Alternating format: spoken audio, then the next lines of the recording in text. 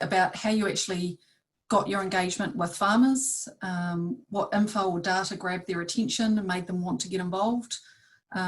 Probably we've talked about policy a bit, that's had an influence on most of you.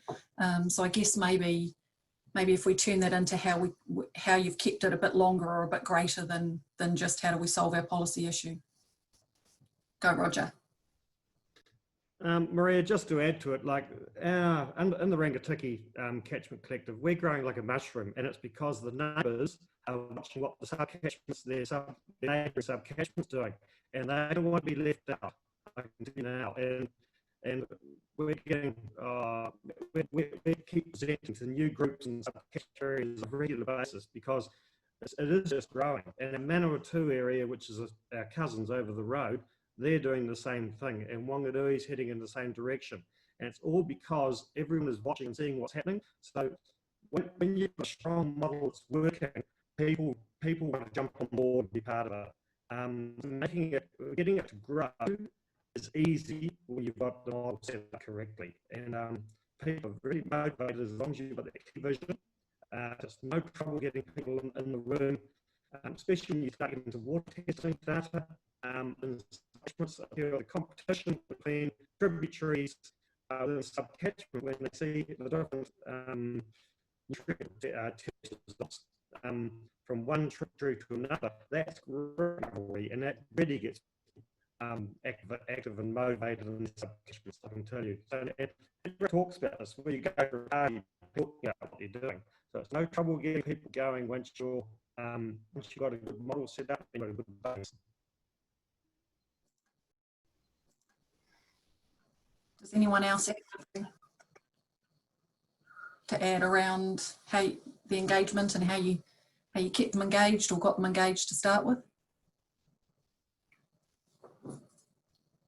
Anna? Yeah, I think I agree with everything that's been said. We probably just were really clear on why we thought it was important. So just the why we were doing it. And with regards to data, we really had very little. So there was a little bit of Waikato Regional Council water quality monitoring, and that probably was also brought some negative tension with it that Mark referred to, because it said that some of our rivers weren't swimmable, and the community thought they were. So yeah, we had bucket loads of negatives to turn into positives, as Rick talked about, and I think that is what you do when you work away at a plan for that. And it did take us quite a while to try and turn some of those negatives around. But yeah, we didn't have much data, and I guess it was just building a group of really capable people, leaders within each sub-catchment group. And so we did have to do a bit of shoulder tapping, and those guys, the leaders within the communities are what I believe makes it successful. So yeah, we've had a couple of out of our 8 sub-catchments we've got now where it's taken a little bit longer to get them up and running, and that's just the leaders perhaps are a bit busier. They've just struggled to put quite as much time in, and so I think that's really, really important when you're trying to get up and running, is to really give as much support as we can to the community leaders, because that would be, from my experience, the real success factor is the leader involved and how much time they can give to it. Anyone else have anything to add on that topic? Yes, Maria. Look, at some point, you know, we'll get our farming leaders together, and what Roger said is spot on. It's got to be bottom up. And you know, as I said, we call ourselves a food producers, and it's quite cool being involved with Q Fruit and Avocado as well. And they've learnt a lot from us because they never had a land environmental plan, so they're just doing them now. Zesperi's only just putting together their land environmental plan, or FEP as you guys down south call it. But at some point, you've got to, you know, we found we get to bring a facilitator on board. So the Bay of Plenty Regional Council recommended someone, which was from Landcare Trust, and that was just to help get all the ideas and bed them down into a vision and what a governance structure might look like. I'm not sure whether Roger did this or not. They might have had enough facilitation with their own group, but we needed someone just to sit down on the whiteboard, take all the ideas, and a bit like an Anna Nelson of the world, and then sort of map out where we want to head in the future. And as Roger always talks about, it's just small steps. So have that long-term vision, but map out the first small steps so you can just walk through them, and the other steps might change as you go along. So we thought that's pretty important. We had a really good lady to help us out with that. Yep, Roger. Maria, Rick and Anna both touched on a really important thing, and that's the coordinator, facilitator. Very, very important person. You need to have someone who's well known in the district and who people respect. Anna's obviously well known in her area, knows all the farmers, and she is a farmer. So she tapped someone on the shoulder there, listen. Our one worked at the local vet club and worked there for the last 6 years. So she knew all the farmers. Really, really valuable having a facilitator who is a farmer or farmer's wife or is a farmer themselves.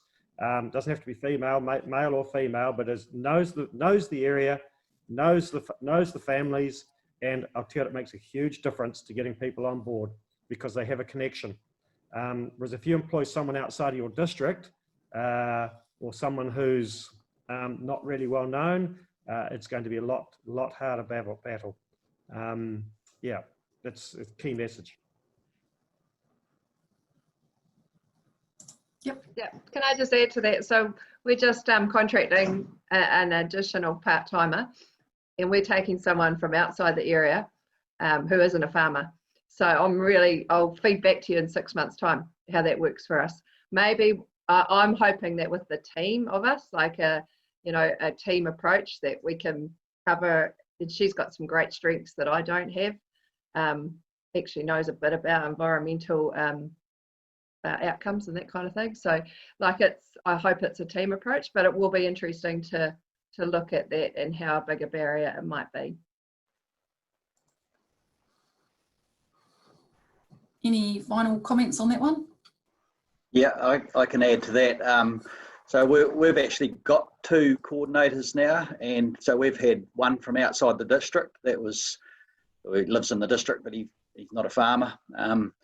And so he has his strengths, and we've recently employed another younger lady who is a farmer's wife, and so she brings her strengths as well. So I agree with what Roger said, and I also both ideas will work because everyone has their strengths and weaknesses, and you can capitalise on the strengths. And I think we've certainly made progress since having our first one, and the second one is just added to it because it's just more strengths. One of the other questions was around, since we're sort of talking on the coordinator path, how did you actually find them? And did you go straight into a sort of formal process, or how did that work for you? Because I guess listening to a group the other day, that was their biggest thing, was like, how do we find someone? Do we have to pay for a whole pile of newspaper adverts, or what does it take to find someone? I can go first there. We advertised for ours and did a formal interview process. I think we had 3 or 4 applicants. Yeah, ads in newspaper, on social media. We looked at trying to shoulder tap. That would also, well, our second coordinator, we shoulder tapped. So there's lots of ways of doing it. Anyone else?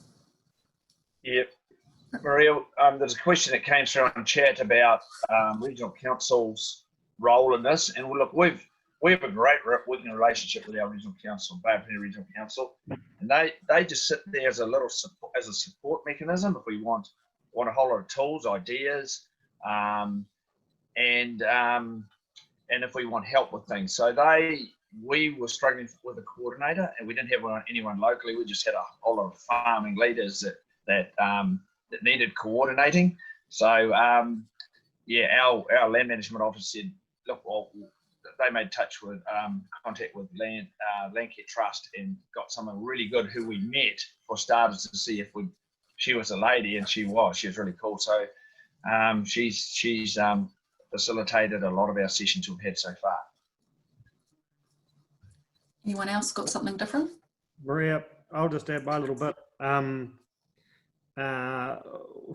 Like we struggled to get a coordinator to start with because we advertised, and the criteria we put in the ad put too many people off. We were expecting too high things, so we ended up shoulder tapping, and we were hoping to get someone environmentally aware, but we didn't in the end. And that's probably the message, is you do not have to have someone who knows anything about the environment. You have to have a communicator. A communicator and a well-organized, intelligent person. It's pretty simple. And communication is number one. Friendly, that can to anyone. And that's the key that got us going. And gave them the confidence. There's plenty of support with Beef and Lamb, and there's plenty of support with Landcare Trust and your regional council. You don't need skill to understand what's clean water and what's not. That's irrelevant. It's a coordination job. And I know Anna's not an environmentalist. She can let you know what she is, but I don't think environment comes under her banner. But I know she's still very good at her job. So yeah, it's a communicator. Did you have something to add there, Mark? Yeah, I do. I think though the early catchment groups probably had the greater difficulty at finding expertise, but that expertise is building, and I think that industry has a role to play here, and I've spoken to industry, several large rural servicing businesses that are looking for their role in this space. And they employ a myriad of skills, and it's about finding somebody that they could allow to sort of move sideways in their job, to actually engage in a catchment group and still work for their business. I mean, Balance and Ravensdown have been doing that successfully down here. Rabobank, I think we had a facilitator from them at one stage, and we've just, again, it's a challenge for industry that they want to be engaged and they want to play their role. What is their role? And I just think they have access to skills that would be really important. We've actually had a few questions. People obviously weren't on the last webinar just around funding the coordinators. I know most of you covered that off in the last webinar, but I don't know if you just want to go through briefly how you did fund your coordinator. Anyone? Anna? Yeah, so we're all different, I think, was the answer, but ours was farmers initially. Group of farmers put their money in, and that was completely, no one else funded it apart from the farmers that wanted the group to happen. And then about a year later, the regional council, Waikato Regional Council, put in some money as well to fund the coordinator, and we really built that around finding more funding to do what we wanted to do. So it's, yeah, for us it was farmers that started it. Did anyone else want to comment on their structure? Yep, Mark? Yeah, I think when we're in Wellington, it's obvious that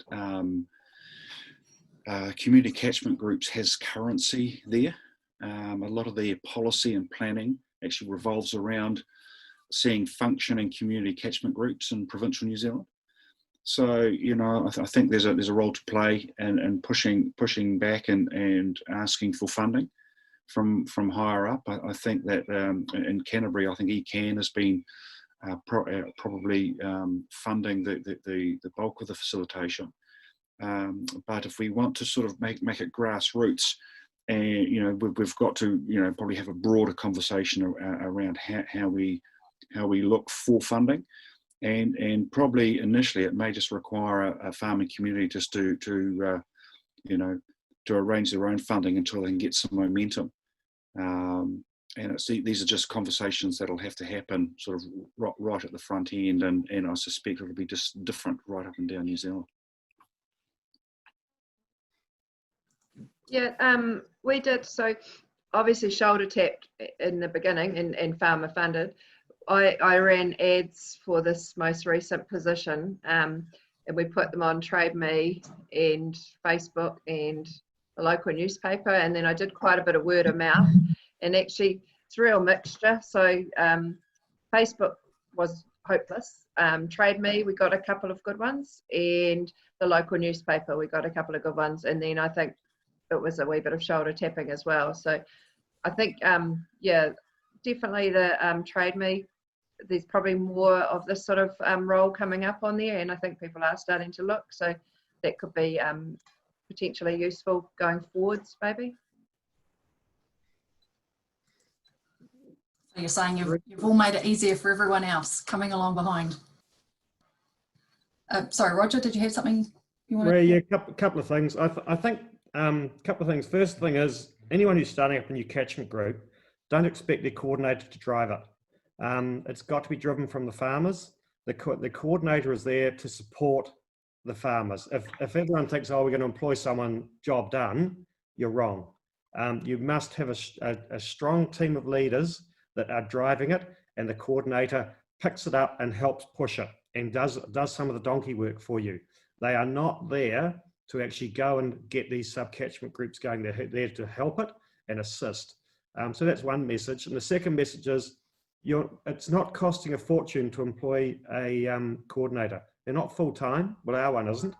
And so you don't need thousands and thousands and thousands of dollars. We had some seed funding for ours, and it's amazing how long you can make it last. We're paying $60 an hour for our coordinator, plus travel. We pay a mileage as well. So being well paid, but it is part-time. And so, yeah, that's probably my little message.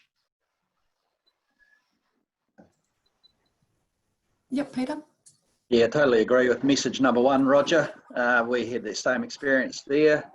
Our funding comes from the farmers by the North Otago Irrigation Company, and we also got a really good relationship with the Otago Regional Council, so we get funding there. And we've got funding with the District Council as well, the Waitaki District Council. And we've got some in-kind from an accountant doing all our book work. Our coordinator is not full-time, and yeah, definitely as volunteers and farmer leaders on the committee, we put in a lot of hours on top of what the coordinator does in terms of driving the coordinator's direction. And yeah, the coordinator couldn't do it on their own. There needs to be those farmer leaders driving it. And but what it enables a coordinator, what it enables you to do is that when the lambing comes along, calving comes along, or harvest comes along, you've still got that continuity of work being done, which is really vital. When we started off without a coordinator, we were very much stop-start, and having a coordinator made a huge difference to our momentum. And it doesn't take a lot of money. I think we're what's our funding, about 30 grand a year, I think, at the moment, and some of that was seeding, so that's disappearing. But as we're building momentum, we'll get other funding in, no problem at all, because we've got a value proposition to sell now, and others will want to join, whether it be more farmers, because it's not only about irrigated farmers, it's about dryland farmers too. So we will gain. We've got a value proposition to sell to them, so they'll want to be members, and there might be a fund for that, a membership, which will help as well. Rick. It just chuck this into the mix. As we mentioned, we're quite diverse here in the Bay of Plenty. So one of the first things we did was get agreement with the industry groups, so Beef and Lamb, Dairy and Z, Zespri and New Zealand Avocado, to have a memorandum of understanding. So that in itself is quite powerful, in that you've got industries all agreeing on what you wanted to do going forward, and And I think that gives a lot of credibility to the farm. You know, if the farmers are looking at this, say, oh, gee, all the industries are involved with this, and so sort of taking that pan-sector approach.